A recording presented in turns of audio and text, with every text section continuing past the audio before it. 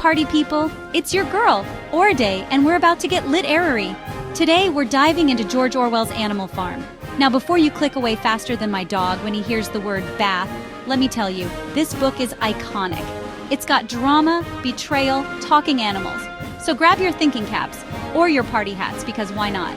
And get ready for some serious aha moments. Buckle up, Buttercup, because this ride's about to get bumpy. Okay, imagine this. A farm run by animals. No, not like your cute Instagrammable petting zoos, but like by animals.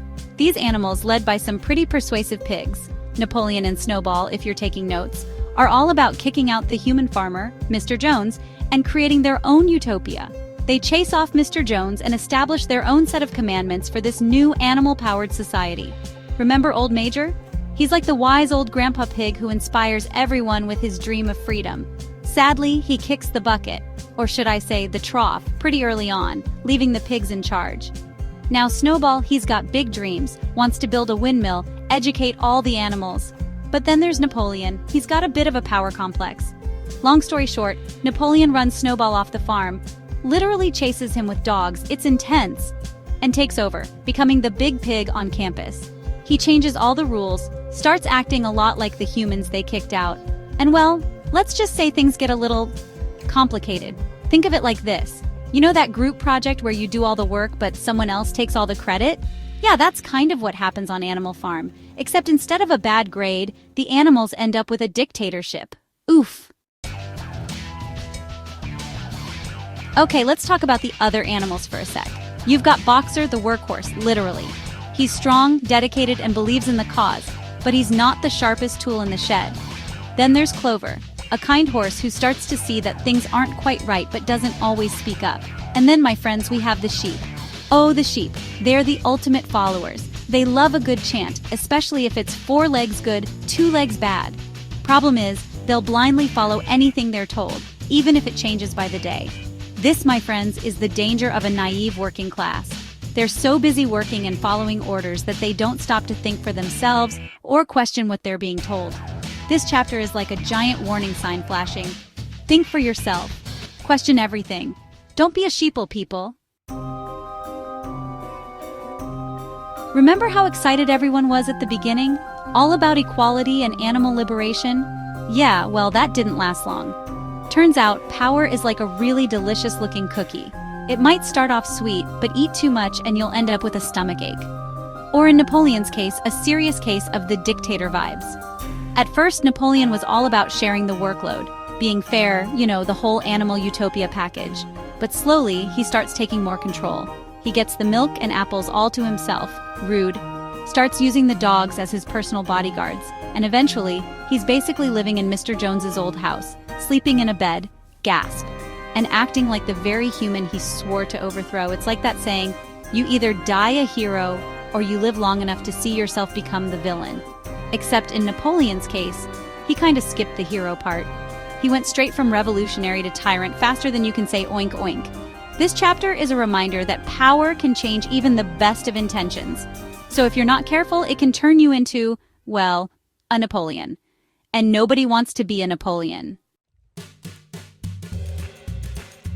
Okay, let's talk about the importance of education because, y'all, this is a big one. Remember how I mentioned that the sheep weren't the brightest crayons in the box? Well, that's kind of the point. They weren't educated, so they were easily manipulated by whoever was in charge. Napoleon knew this, and he used it to his advantage. He didn't want the animals to think for themselves, so he kept them as uneducated as possible. He even changed the whole 7 commandments thing, more on that later, knowing that most of the animals couldn't read anyway. This chapter is like a giant neon sign flashing, get educated, read, question everything. Because the more you know, the harder it is for someone to pull the wool over your eyes. Or should I say, hooves. Remember Snowball and his whole windmill dream? Well, it was actually a pretty good idea. The windmill would have brought electricity to the farm, made life easier for everyone. But Napoleon, being the power-hungry pig he was, sabotaged the whole thing. He spread lies about Snowball, turned the animals against him, and eventually, the whole dream of a better future crumbled faster than a stale cookie. This, my friends, is what happens when there's no unity. The animals were so busy fighting amongst themselves, believing Napoleon's propaganda, that they didn't even realize they were being played. They were like a puzzle that had been broken into a million pieces, and Napoleon was just sitting there, laughing with all the glue. The animals had the power to create something amazing, but their lack of unity made them vulnerable to Napoleon's manipulation. This chapter is a reminder that we're stronger together than we are apart. By the end of the book, things on Animal Farm are, well, not great. The pigs are walking on 2 legs, wearing human clothes, and basically doing all the things they swore they'd never do. The other animals are worse off than they were under Mr. Jones, but they're too tired, too scared, and too brainwashed to do anything about it. It's a classic case of meet the new boss, same as the old boss. The cycle of oppression has repeated itself, and the animals are right back where they started. This final chapter is a sobering reminder that history has a way of repeating itself if we don't learn from our mistakes. It's a call to action, urging us to be aware of the warning signs, to stand up for what's right, and to never, ever stop fighting for a better future. Because the thing is, we're not just reading about these animals, we these animals. So let's learn from Animal Farm's mistakes and break the cycle, shall we? And that, my friends, is the tragic tale of Animal Farm. It's a wild ride, right? Who knew a book about talking animals could be so deep? But seriously, this book is more than just a story. Thanks for watching. If you enjoyed this video, don't forget to like, comment, and subscribe for more insightful book summaries and life lessons.